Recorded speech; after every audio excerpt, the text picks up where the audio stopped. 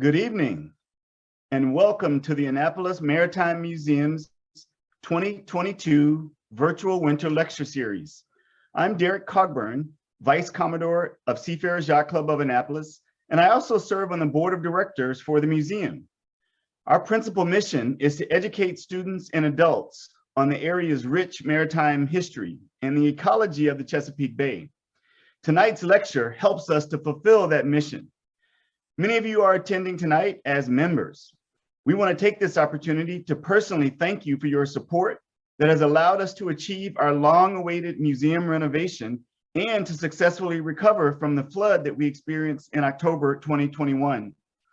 You can see on the photo here how deep the water was and how much we appreciated and valued your contributions in coming to help. Our museum is open. As members, and many of you are, you receive free admission.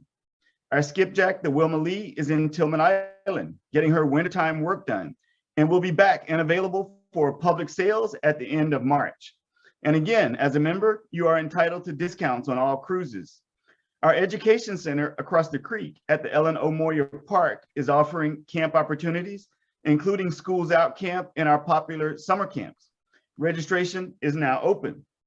Before we begin, please take a moment to look at the bottom of your webinar screen. You will see a Q&A button.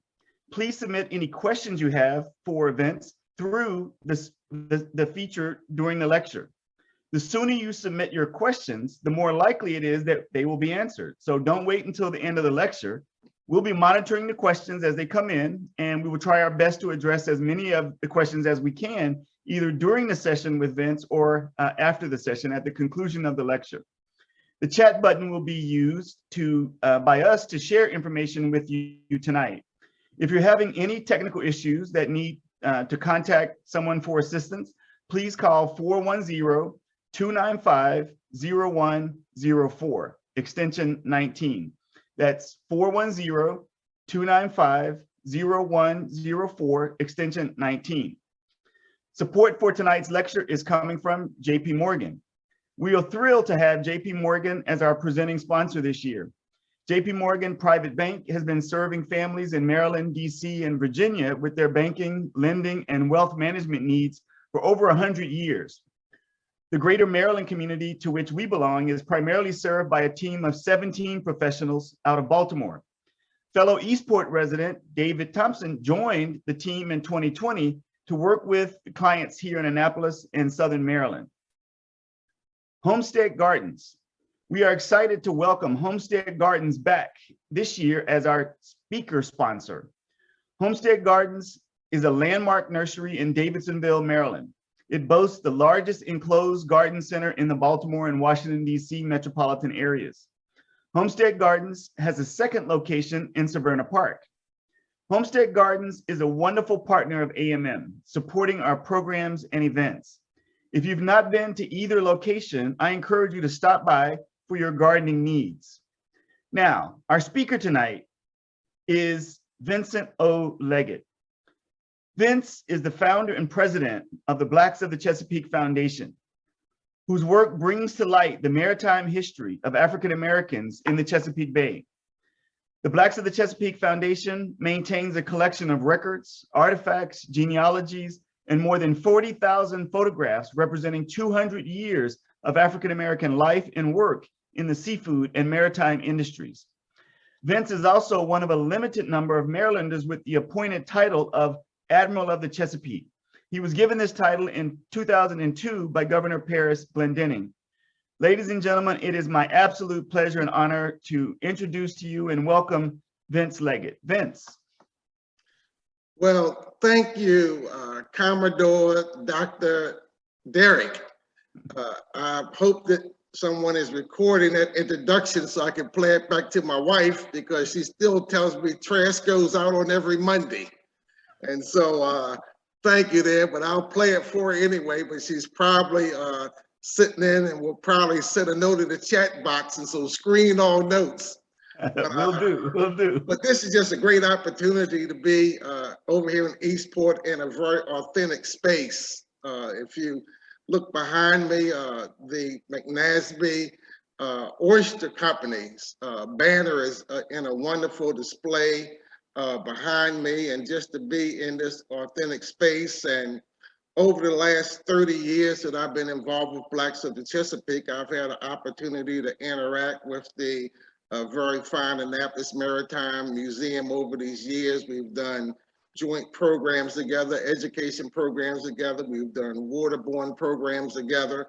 And one of the projects that was a milestone for Blacks of the Chesapeake, the fiber artist, Dr. Joan Gaither, had designed a 8-foot by 12-foot documentary story quilt called Black Watermen of the Chesapeake Bay. And we actually had the unveiling and the launch of that historic quilt that has traveled around the country right here at the Annapolis Maritime Museum.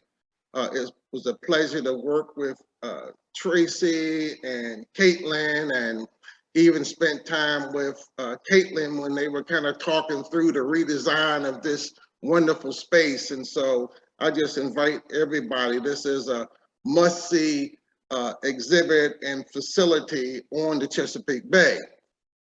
What I would also say is that the Blacks of the Chesapeake began as a thought, as a twinkle. I caught the spirit of the Chesapeake Bay going on fishing trips with my dad. We lived in Baltimore, and we would come down to Annapolis and fish on the Navy Academy Wall. We would go to the Eastern Shore, fishing, hunting. I called myself a country boy from East Baltimore. And when you all stop laughing and say, ain't nothing country in East Baltimore, I would say, yes, it is, and I'm it.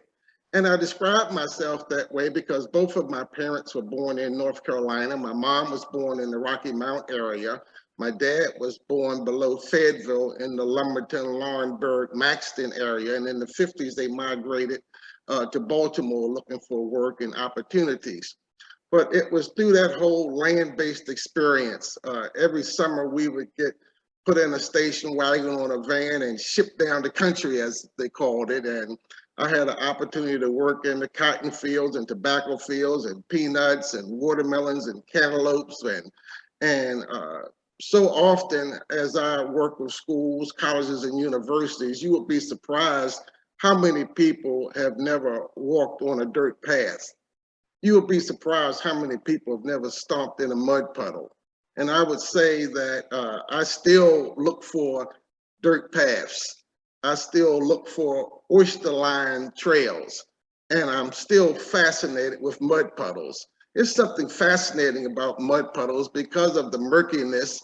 You never know what lies below it, but they've always been magical. We would go through the trails and look for tadpoles and frogs, and you might find a snake or something in there too. But just somehow the way that sun hits mud puddles, I mean, it's just so much magic to them. And that's one of the things I really enjoyed today. Earlier today, I did a talk before the Retired Teachers Association of Anne Arundel County, and we had a very good lecture and lunch up at the Blue Dolphin restaurant up in Crofton area.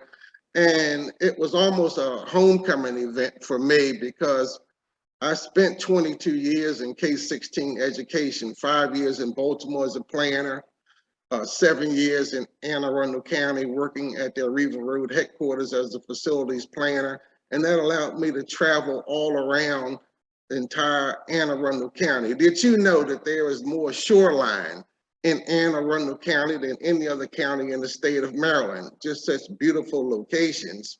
But also had the opportunity to serve as the president of the Anne Arundel County Board of Education.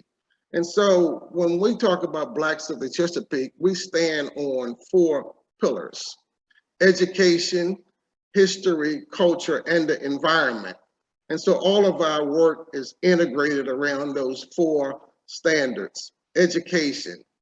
We believe that teachers can't teach what they don't know. And so one of the things we did write was this book, The Chesapeake Bay Through Ebony Eyes. I'm the author of this book, and it just talks about many of the people and places that I've met over the last 30 years, down in the Shady Side, Churchton, Columbia Beach areas in South County. Spent a lot of time here in Eastport, interviewing and talking with watermen and boat builders, and even Eastport just has such a rich maritime history, as they call it, up the country and over the country, over in the Broadneck Peninsula, and then even up in Pasadena, where they had another recreational facility called Beechwood Park. And so again, it's just such a rich history and heritage. But so often when people look at the Chesapeake Bay, they look at it as a playground for the rich. They don't really see their face in the picture. I also worked 10 years at the Maryland Department of Natural Resources, and I was always a strong advocate for looking at ways to include everyone at the table: urban dwellers, farmers, industrialists, power plants, anyone that had impact on the bay, to help improve the quality of this noble bay, because I strongly believe, and this is the advocacy part of Blacks of the Chesapeake, until you get all stakeholders involved, you're never going to maximize the resources that are put into trying to improve the water quality of the bay. But one thing I have found, it is becoming more and more difficult to gain access to the Chesapeake Bay through zoning regulations, building, development. Can you imagine a county with more shoreline, but when you try to find ways to get your boat in the water or go fishing or just put your feet in the water, it's becoming more and more difficult. So we are part of a number of issues that's just looking at heritage preservation, access to the bay. And what I would also say is celebrating not only the natural diversity in the Chesapeake Bay, but the cultural diversity in the Chesapeake Bay. And this is something that we've been dedicated to. For our efforts, the Library of Congress and the United States Congress designated the Blacks of the Chesapeake as a local legacy project for bringing to light this little known aspect of Americana. What I would say is that if you go to any college, university, public library, and pick up books from the Chesapeake Bay, and you just start flipping through the books, and it's very seldom you would see people of color. If you did see it, the caption would say crab picker, oyster shucker, no other attributes. But what we did over the last 20 to 30 years is taking these photographs from the National Archives, the Maryland Archives, private collections, and went to fish fries and churches and ball games and sororities and fraternities, and just laid these pictures out on the table in the auditorium. And people said, that's my mama, that's my daddy, that's my uncle, that's my granddad. And we began to document these stories in oral histories. We've taken notes, collected material records. And one thing about the spoken word, because this is one thing I would say when it comes to non-traditional, underserved, marginalized people, is that spoken word is something that's very important. Stories that are passed down from generation to generation. And as I work with five-star universities and historians and archivists and those, I deliberately try to enlist their support to help me find the primary records that go with my granddaddy served in the U.S. colored troops. This was the African-American, the colored division in the Civil War. Well, top flight universities and archivists have records of who served in the U.S. colored troop. Or people said that my granddad owned this boat or that boat, or did this, or owned a seafood processing plant. One of the things that we also try to do is to show African Americans in the widest sweep of involvement in the Chesapeake Bay and in its rich maritime industry. Did you know that African Americans were sail makers?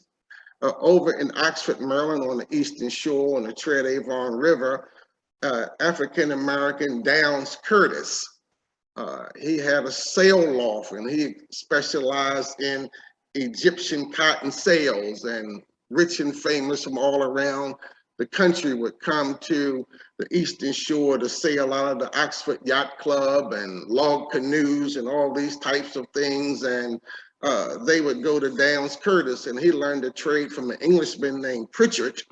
And when Mr. Pritchard died, Downs Curtis and his brother took over the sail business. But the most interesting thing is that that sail loft was the former colored school in Oxford. So here was Downs Curtis, a sailmaker. His business was in the same school that he attended. And we've worked with the Reginald Lewis Museum in Baltimore. We've worked with the St. Michael's Maritime Museum over in Talbot County. And again, have been able to have the palms that he used and the needles that he used and those kinds of things displayed in their exhibitions. One of the things also that Dr. Cogburn had mentioned was that I've been designated by Governor Glendenning as an Admiral of the Chesapeake Bay. We've worked with the Maryland Legislative Reference Department and asked them to supply us the most complete list that they could find of who has been designated and appointed Admirals of the Chesapeake Bay. And at the time, in 2017, the list was more or less 100 people. Out of that 100 people, there have been 5 that we have been able to identify that has been designated, appointed, and commissioned an Admiral of the Chesapeake Bay. The first gentleman was a person named Marcellus Hall. Mr. Marcellus Hall was an Annapolitan. He was a caretaker, maitre d', and a tour guide at the Carver Hall in Annapolis. It was really one of the top venues where Navy brass, visiting professors, elected officials would all come to Carver Hall. And Mr. Marcellus Hall was appointed and commissioned Admiral of the Chesapeake Bay by Governor Tars in the late 50s. But he also wrote a walking guide to Annapolis. And the second individual that was appointed and commissioned was another Annapolitan, and that was in 1997. His name was Cecil C. Burton, and he was one of my early mentors with Blacks of the Chesapeake. He lived in the Arundel-on-the-Bay community. He was a teacher and a coach out of Bates High School. He was a strong advocate for higher education. He was a businessman, but he had a fabulous home on Arundel-on-the-Bay, right on the bay, and he would invite community people, young kids out to his seaside resort. And that's what it looked like to us, and was just such an inspiration to me, and just provided a lot of guidance with me in the early stages of Blacks of the Chesapeake. In 1998, a waterman, Earl White, he was born on the Lower Eastern Shore in Dames Quarter, down near Somerset County, Princess Anne, and he worked on the Chesapeake Bay as an oysterman for over 60 years. And once he retired, he came to work with the Chesapeake Bay Foundation as a field educator and as the first mate on the skipjack Stanley Norman. Well, I met Earl White in my research, and what I would say with Earl White, he taught me about the other Chesapeake. He taught me about the Black side of the Chesapeake Bay. He schooled me on those matters. And everywhere Earl went, I went. And my calling card was, I'm a friend of Earl White. And that was all through the Eastern Shore, up in the Maurice River, Delaware Bay, Bival, Shell Powell, and up on the Delaware Bay, they did a lot of oystering on large schooners that had 40 and 50 men on it, seeding oysters, crabbing. And Earl just talked about life up there. He actually lived up there in Bival for a while until a hurricane hit and just tore the whole town up. But again, I just learned so much about him. And one thing Earl really said to me was he was just glad that somebody came by that looked like him that wanted to hear his backstory. And so again, in the case of Mr. Burton, his commission was given posthumously, and I petitioned the governor, working with Senator Astle here in Annapolis, and his commission was given posthumously in 1997 and 1998, I also petitioned the governor, and I thought that Earl White's legacy was worthy of this designation as well. In 2002, 2003 is when I, the fourth Admiral of the Chesapeake Bay, was appointed and commissioned, and it happened at a Martin Luther King Memorial Breakfast ceremony at Anne Arundel Community College, and Michael Bush, the Speaker of the House, Janet Owens, Carl Snowden, and others had petitioned the governor to bestow that recognition on me. And finally, in 2017, boat captain and restaurateur, Captain Eldridge Meredith out of Kent Island, Graysonville, Maryland, who also had worked on the bay over 60 years, and his grandfather, father, great-grandfather owned land in the Chester area of Queen Anne's County prior to the Civil War. They have land records and deeds going back to 1835, where they were using the land and the water in their boats to earn a livelihood. And again, I petitioned for Governor Hogan to bestow that recognition on Captain Eldridge Meredith, and Lieutenant Governor Boyd Rutherford came over to Graysonville at the Hilton Inn, and we had a marvelous celebration. But let me just tell you about this. With this whole title, Admiral of the Chesapeake Bay, it doesn't give me a discount at 7-Eleven, Giant, or Safeway. But what it does do for me and for the Blacks of the Chesapeake is to help give the imprimatur and help strengthen the story we're trying to tell, because you can imagine all of the history books really just didn't portray African Americans as boat builders, restaurant owners, sail makers. Did you know African Americans are also bay pilots? And for some of your listeners who might not be familiar with that concept in the maritime, I'm not talking about airplanes. I'm talking about that whenever a vessel comes on the Chesapeake Bay, either through the Virginia Capes, Charles and Henry, where the Atlantic comes into the Chesapeake, and places like Norfolk, Newport News, maybe things that your listening and viewing audience may be familiar with, or come down from the north through the Chesapeake and Delaware Canal, where the Susquehanna River comes in, and this whole stretch of bay is 200 miles long from the Capes to the canal. And when a vessel comes on the bay with a foreign flag, a Maryland pilot has to come onto that vessel and take command of it from the bridge. Well, there have been two African Americans. The first one was Avis Bailey, and we have a young man now, Pilot Pickett, who is currently a bay pilot. I mean, he has the tweed jacket with the suede pipe patches on it. He's smoking a pipe now, and he's clambering up the rope ladder to get to the bridge. And so from a small little skiff or a rowboat, because back then, and even today, all you needed was a small boat and a lot of heart. You could feed your family and eke out a living to yourself. But just look at STEM and STEAM and science, technology, engineering, mathematics, and arts to get the training to become a Maryland Association pilot. And pilots go back to the 1600s, because another aspect of African-American life on the bay, whether it's the American Revolution, the War of 1812, the Civil War, because African-Americans, free and enslaved, were highly sought out in every military campaign that has taken place on the Chesapeake Bay, because of their intricate knowledge of the tides, the wind, the shoals, the coves. And because of that valuable information, they were highly sought out. And that's another aspect of the work we do. I do a reenactment of an African-American from the War of 1812.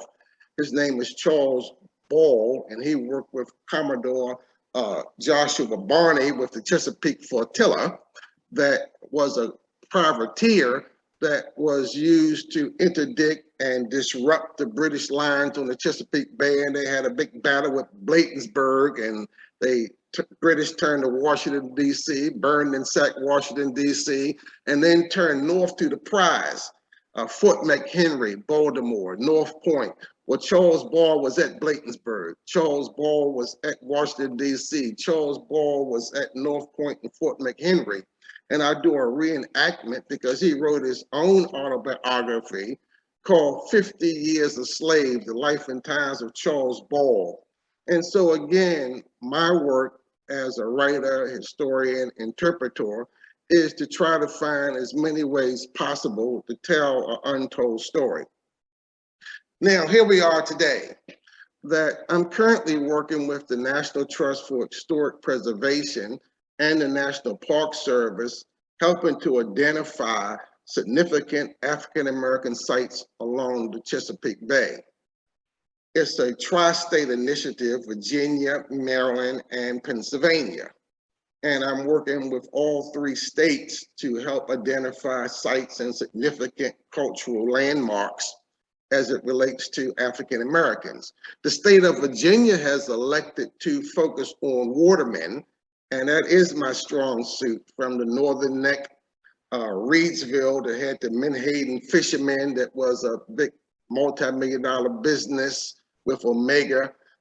With Menhaden is one of the most valuable fisheries that were historically on the Chesapeake Bay.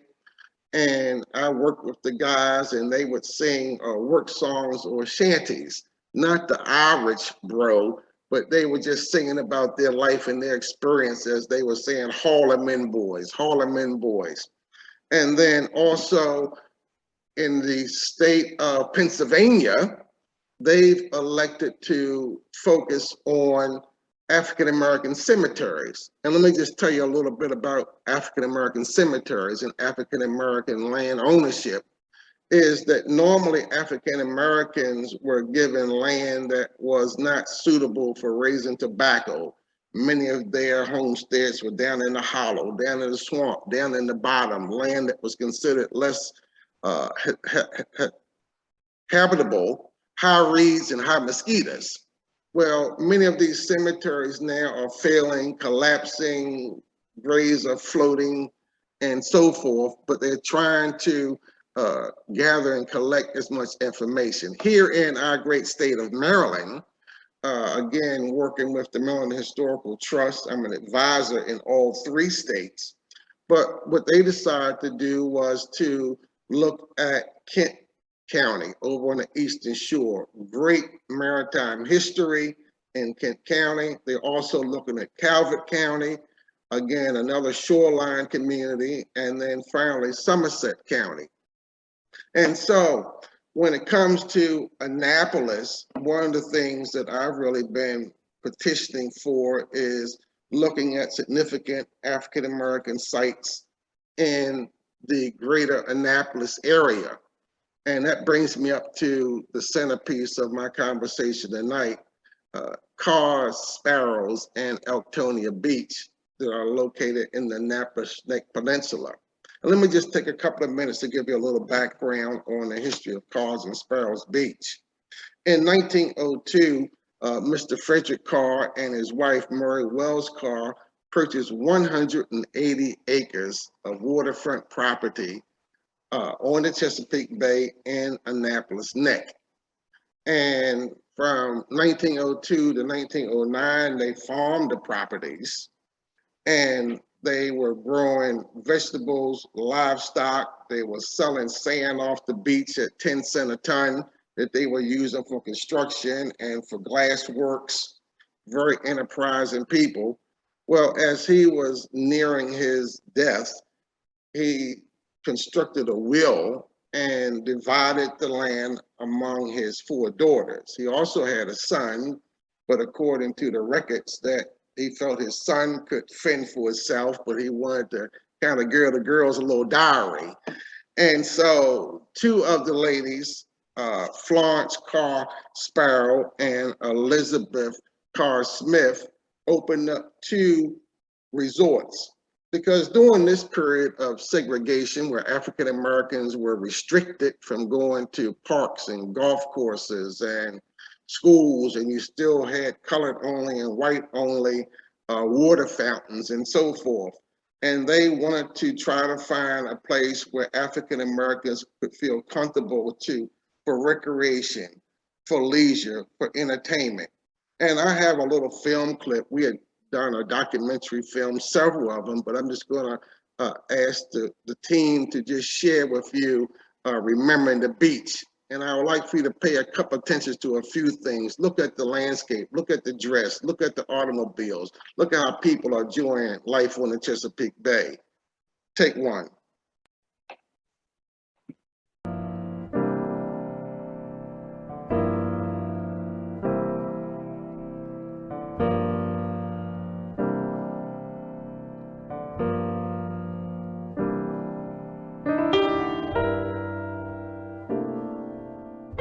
When I was growing up, Ocean City was segregated.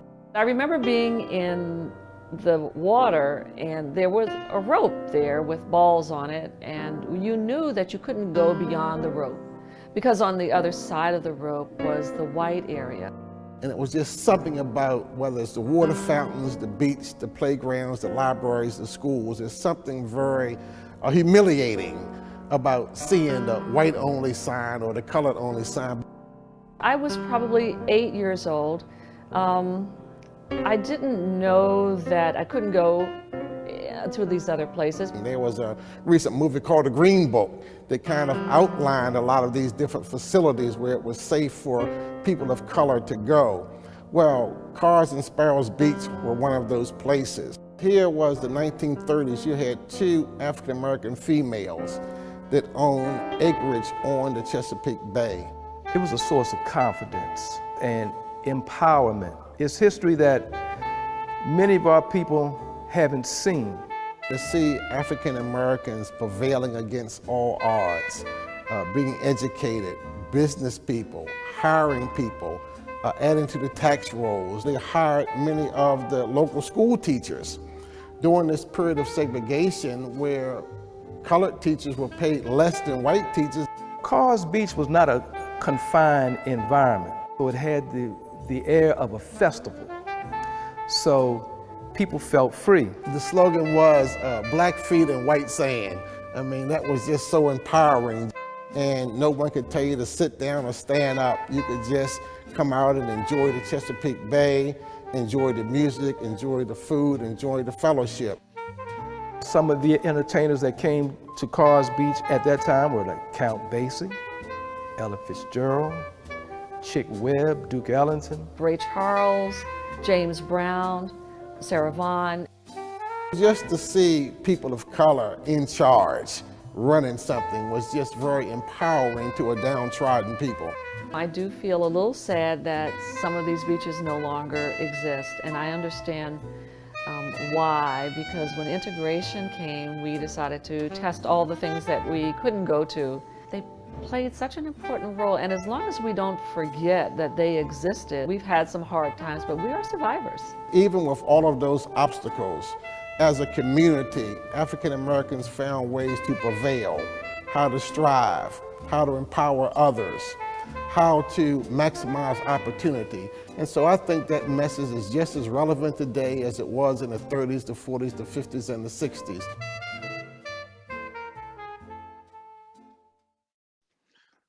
A lot of the historic film footage you saw was rescued by one of my professional colleagues, Cardwell Shaheed McMillan, here in Anne Arundel County. He saw the footage on eBay, he rescued it, and we have been working with this footage and doing documentaries and other kind of publications and teaching materials. But we've also looked at other aspects of the life on the beaches, because once Mrs. Elizabeth Carr passed in the late 1940s, Baltimore businessman Willie Adams and some of his colleagues invested in the beach, became a partner in the beach. You can imagine wooden buildings on the shoreline, humidity, mold, erosion, and so forth, and just pumped hundreds of thousands of dollars. And they had the big pavilion, and Hoppy Adams was a major DJ on WANN 1190 AM, 50 watts of power and soul, as he would say. And they had a great marketing plan. They were advertising all kinds of products because second to the New York market, there were more African Americans in the DMV than anywhere else in the nation. So it was a whole economic enterprise, and I worked with Dr. Larry Blum, Morris Blum's son, and many of the photographs and historical information are part of the business and industry exhibition at the Smithsonian Museum in Washington, D.C. because of the impact during that period. But not only was it just music, but also it was a platform where young people could use it to express their views, particularly when they had the assassination of Reverend Dr. Martin Luther King, and cities all over America were ablaze. But it didn't happen in Annapolis, and Mr. Blum opened up his station, and Snowden and others came into the radio station just to talk about how they felt, and Annapolis didn't suffer the same fate as many other urban centers: Baltimore, Washington, Philadelphia, New York, Chicago, Detroit, New Orleans. I mean, you can just imagine just how devastating it was to lose that Prince of Peace, Reverend Dr. Martin Luther King.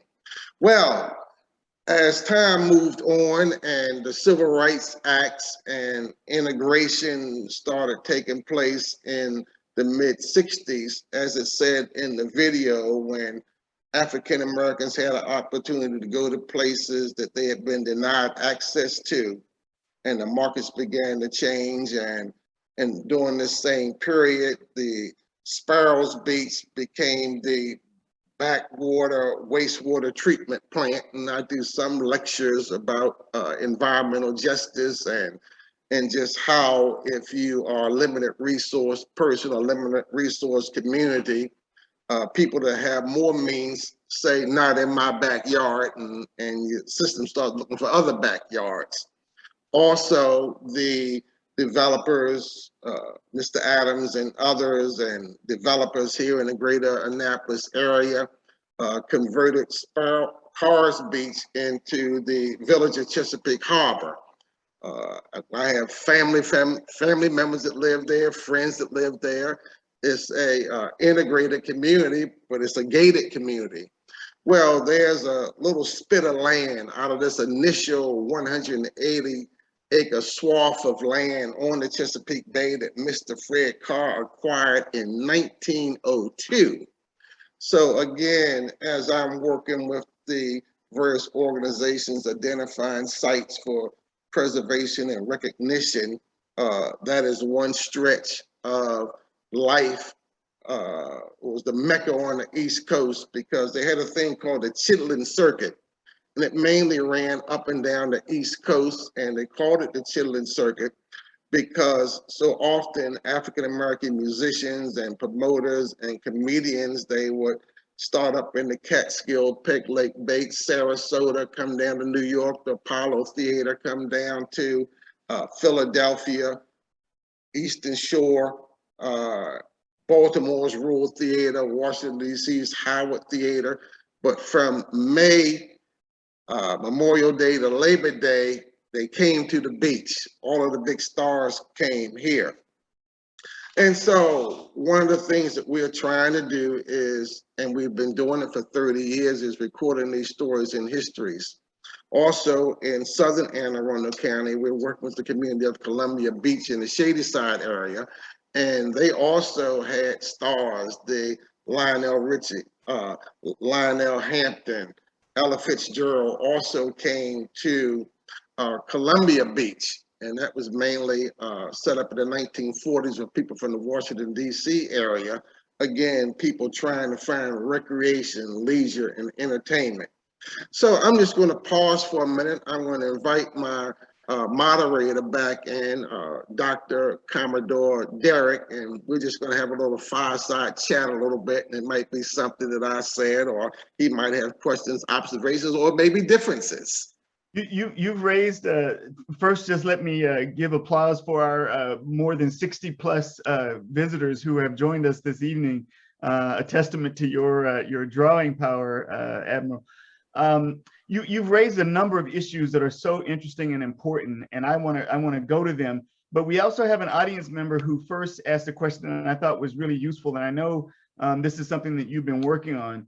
So she said, have you asked Maryland Black families to go through their attics and house records to look for photographs from the 1900s, showing them at work in seafood markets, sail making, working at McNasby's and so forth? So the idea is really about, have you, what are some of the things that you've done to try to help capture more of this material and help to preserve this material from Maryland families? Are you reaching out to families to encourage them to do that?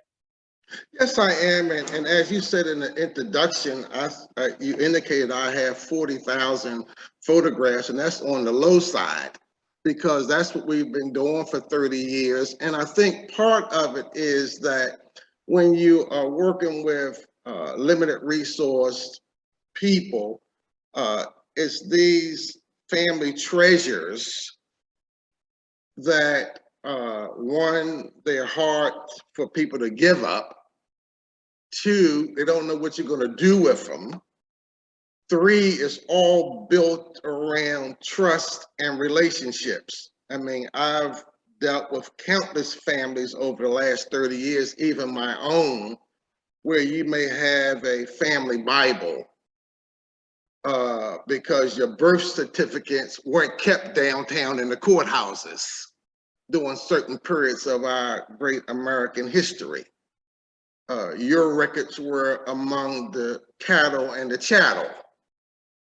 And again, it's an oral spoken word legacy, because there was a time where African Americans, free and enslaved, were forbidden from reading and writing. And so when you are working with communities saying, what do you have in the attic? What do you have in the basement? It's a very delicate interchange, because I've had people that have donated a family Bible to some of the finest museums and universities, and that expectation is, I gave up my family Bible, is it going to be on display? Well, it may not, and probably will not be on display. And so you then gave up your family Bible, it's down in the basement, and maybe in 2060, they might get to it. And so what we have really found is, and this is what I would say is the Blacks of the Chesapeake stock in the trade, is that we've worked with communities and we do community-based programming. We don't jump out of the car with cameras and ink pens. We sit around a potbelly stove and just talk about the catch of the day and hope for tomorrow. And we might not never take a picture or never take a note, but they don't know I have a photographic mind. So I just kind of rock back a little bit and look at the ceiling, but I hear everything you say. And my wife say, I remember half of the stuff that I hear, particularly if I didn't want to do it. Trash goes out on Monday, Junior. She's been telling me that for 30 years, and every now and then I miss the trash man. She reminds you about that. Yes. And so I guess my response is, yes, we've collected a lot of material. We are currently working with the Maryland Archives, digitizing, cataloging, writing the metadata, the who, what, and when around each one of the images. And we are working with the John Hopkins University's archive. We're working with Enid Pratt Library's Digital Maryland Online. And so, yes, we've done a lot of that. But then I think that also people are just becoming more sensitive to intellectual property. People are becoming more sensitive to, well, I want to be able to tell my own story. And so I've always taken a position, Dr. Carr, is that I'll never tell every story out there on the Chesapeake Bay. I try to encourage people, well, tell your own story, celebrate your own heritage, celebrate your own legacy. We can offer technical assistance, but tell your story.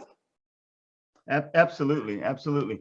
So one of the questions that I wanted to ask you is you've talked a lot about the sides of the Chesapeake Bay that are really unknown to a lot of people. The history of the sailmakers and some of the watermen and some of the locations around the Chesapeake Bay that are important to the African American community. Can you say a little bit more about the African American pleasure craft side of the Chesapeake Bay? The yachtsmen, the boaters who have enjoyed the bounty of the Chesapeake Bay. Can you say a little bit more about that side of Blacks on the Chesapeake? I think that falls right in the middle, from the guy with the putt-putt boat to the bay pilot. Let's say if those are the tips of the football field, if those are the tips of the Chesapeake Bay, a guy with a little skiff, a set of hand tongs, eking out a living. And then you have the bay pilot with all of the science that goes into maneuvering those crafts up and down the great waterways. Now let's look at who's in the middle. It is the recreational boaters, because also during the same period of segregation, African Americans had to start their own clubs. I'm an honorary member of the Seafarers of Washington, D.C.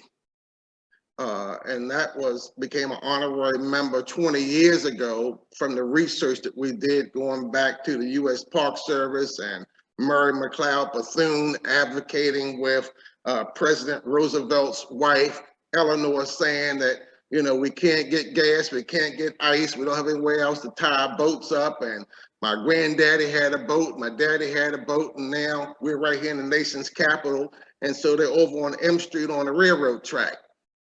But again, seafarers, I mean, probably the first, second, or the third, top three oldest boating and yachting clubs. And again, I've enjoyed a great history, worked with the foundation, have done programs over the last 30 years at the Seafarers. When my book came out, I had my book release at the Seafarers. We recently had a program there with Captain Bill Pinckney. Again, just got into the National Sailing Hall of Fame, but whenever he would bring the Amistad schooner to Baltimore, me being the admiral of the Chesapeake Bay, the governors and everybody asked me to help escort, welcome, and we pulled together the Seafarers Yacht Club of Annapolis, Seafarers of DC, the Neptune Yacht Club out of Baltimore, the Universal Sailing Club, the Sparrows Beach Sailing Club, the Detroit Sailing Club. And so African Americans have been power boating and sailing on the Chesapeake Bay from the get-go and have been organized. And so again, I just think, again, recreation and pleasure and business. So that is another lesser known story of the Chesapeake Bay, because when I go inside the DC Beltway or the Baltimore Beltway, lecturing to school kids, teachers, colleges, and universities, many of them don't come in contact with the Bay on a daily basis. And their view is, this is what they say to me, is that they think the Bay is just a playground for the rich, because they don't see their face in the picture. They can't find an access point. And so it's a world, unless they have a champion or someone to help them find the on-ramp. And doctor, I know that you're in the university community. I'm talking about the third grader and the postdoctorate. Absolutely. They come to me saying, Mr. Vincent, Chesapeake Bay is a multi-billion-dollar industry.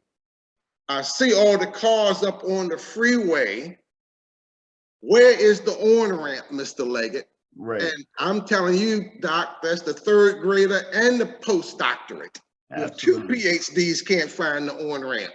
Absolutely, 100%. I also thought when you were talking about the story of, I think it was one of the sailmaker over on the Eastern Shore, whose business was in the former colored school in his area. You know, our clubhouse is the former school for African-American children in Eastport, in Annapolis, and having reclaimed that history for us is so important as well. Let me bring it back to a local, and we could talk about the, helping people find the on-ramp, because we want to open up the beauty and the pleasure of the Chesapeake Bay to as many people as possible to be able to boat safely on the bay. But let's bring it back to the subject of your talk tonight. We've got a couple of questions that have come in that are really interesting. So one person is asking about Bimby Beach, which is, as you know, is also on the Annapolis Neck Peninsula. And another person is asking, did the Carr sisters get a good price when they sold? But an even a perhaps more interesting question is the community, the Chesapeake Harbor community. A person is talking about their parents living there and the association that's there, recognizing this history and asking what can that private community do to reflect and recognize and commemorate this African-American history in Carrs and Sparrows and Elktonia Beach. Let me start with the last part of the question first. Right now you have Chesapeake Harbor. Again, I have family members and friends live there, so it's an integrated community. But I think that, yes, they can support groups like Blacks of the Chesapeake and others is advocating for memorializing the history of it, preserving what can be preserved, celebrating it all. On the other side, you have the Bay Woods community. And again, I've lectured at Bay Woods. And so I just think that all like-minded people that believe in heritage and preservation can join in with groups like Blacks of the Chesapeake and others. Because what I would say, Derek, in the 30 years I've been involved with Blacks of the Chesapeake, I've never tried to make the claim that Blacks did any more or better. My big advocacy has been tell our story as well and don't airbrush me off the boat. I mean, one of my mentors was Marion Warren. I mean, he was really one of the quintessential photographers on the Chesapeake Bay. And I collaborated with Marion Warren in one of his last books, Bringing Back the Bay. On my first book, Blacks of the Chesapeake, an integral part of maritime history, I worked with Marion Warren and his photographs on my first publication. But this is what he said. One day he called me up and said, Vinny, come on down to my house down on Acton Lane, because he had a project with the Smithsonian and National Geographic to document skipjacks. These are the beautiful boats used for harvesting. It was one of the last boats used for commercial purposes on the Chesapeake Bay. It has a small triangle in the front of it called a jib sail and a mainsail. And his contract was to document the vanishing fleet. We say, Vince, one day I was in the dark room going through some films, man, you had brothers all over the boat. I said, come on down and take a look. And again, it's those kinds of moments. And so he gave me access to showing how they were African-Americans, not only in the crew, but African-Americans owned and captained skipjacks as well. And so again, going back to the question from the person from Chesapeake Harbor and others that may share how they can help. This is what I found is over the 30 years I've been doing Blacks of the Chesapeake, no, not everyone has always agreed with everything I said or done, but what they have respected is I've been faithful to my craft. For 30 consecutive years, every day I wake up, I try to move the ball forward in a very inclusive way. Currently, I work as a substitute school teacher over at Murray Moss Academy on Clay Street on College Creek, because at one point that was where the Blacks of the Chesapeake operated, a 10-acre waterfront campus. And so they have made a portable classroom available. We've done pop-up exhibits, lectures, carried kids to museums, to the new museum downtown in Washington, D.C., because we advocated for some representation. You could imagine everybody that wanted to be under the roof of the new National African American Museum of African American History. Well, the next time you're down there, go up on the 3rd level, and there's a little exhibit there about the size of an old school Baltimore telephone booth, and it's called Making a Way on the Chesapeake Bay. And we advocated for it. And I guess the point I want to make is normally when they are deciding who's in and who's out is who writes checks. The Oprah Winfrey sent in several million. The Alphas fraternity sent in several million. The Deltas, the AKAs, the Masonic people. And when you send in $1 million checks, you get a corner in the museum. Well, the people that I represent didn't have money. We didn't have money, but we had advocacy. And so we do a lot of the public programming around that one exhibit, making a way on the Chesapeake Bay that looks at a Black waterman from Whipponona down in southern lower part of Eastern Shore. And he has his lunch bucket there and his oyster license number.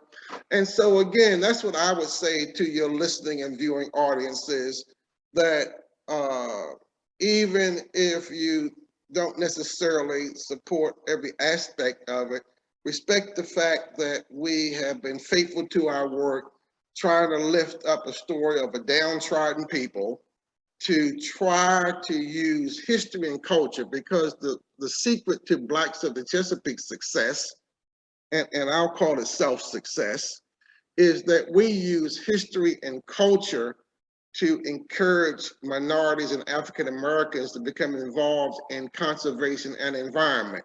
Because asking us to come out to save the fish for the fish sake, or save the tree for the tree's sake, and I don't see my picture in it at all, we aren't resonating, we aren't responding to that call to action. But if you tell me that I have a rich history and heritage in the Chesapeake Bay, I'm gonna lean in and see what else you got to say. Right, absolutely. I have many more things to chat with you about, but I see Tracy has popped her head in. I think it's time for me to turn over the moderation to Tracy. So Tracy, do you want to go ahead? Well, thank you so much, Mr. Leggett and Dr. Cogburn. I mean, in addition to being interesting, it's very thought-provoking, and also based on some of the questions and answers, it's bringing up people's memories of the area and where they enjoyed going to the beach, or some of the things that they did. And I hope they can connect with Blacks in the Chesapeake with any pictures they have or any memories that they have to continue to share that. If we have a few other questions, but I think because of time, we're going to kind of end with one. So a question is about the photographs. And so the question for Mr. Leggett is, with all your photographs and scanning is done, how can the public go and see them? Are they in an archive like in the state, or is it the Blacks of the Chesapeake Foundation? Where can they go and view a lot of these archives, or maybe do any family research or research themselves? Well, what I would say is that as we are continuing the scanning and digitizing, the Maryland Archives is serving as the host. The Digital Maryland Online Enid Pratt Library is going to give us a broader bandwidth to make the information available to researchers, scholars, teachers, and students. But also the links will be back to the Blacks of the Chesapeake, because again, we're trying to protect our intellectual property, that there are rules of the road on how to use the material. Are they for educational purposes? Are they for commercial purposes? I mean, we recently did a program with Al Roker's The Day Show all day, and I work with his producers out of New York and DC, because we have a program called From the Bay to the Table, and I coordinated the on-water aspect of African-American watermen and crabbers, and they ended up in Fadley's Market up in Baltimore, Lexington Market. And again, there were some things that we could make available to Al Roker's piece, but it was some things because there was a commercial aspect to what they were doing. And so again, we can deal with it case by case, but if you're looking at education and outreach, we have, one sheet you review. If you are doing a movie or a commercial project, it's another sheet, but we're willing to talk to all. Right, wonderful. Well, and I want to remind our viewers that if you have any more questions for Mr. Leggett, or if you have you want to look at his website, you'll see that on the screen now. You can send questions and check out the website for Blacks of the Chesapeake. It's also in the chat room, so please do that. And you can send Mr. Leggett some more questions. He's probably will be very excited if you have some interesting photos or film clips related to the Chesapeake Bay as well. So again, Mr. Leggett, Dr. Cogburn, thank you so much for a wonderful presentation on the history of the Chesapeake Bay and the African American community. Again, for our participants, thank you for attending. We will once again like to thank our sponsors, the J.P. Morgan and Homestead Gardens, and consider joining us next week. On Thursday, we have our 6th lecture, Commodore Matthew C. Perry, sailor, diplomat, and naval educator, and it will be presented by Dr. Matthew C. Perry. And you'll see in the chat area where you can click and join for next week's program. So again, any questions, check out the email in the chat room, and we hope to see you again on Thursday night. So everyone have a great evening. Thank you, Mr. Leggett. Thank you all. Thank you, viewing and listening audience.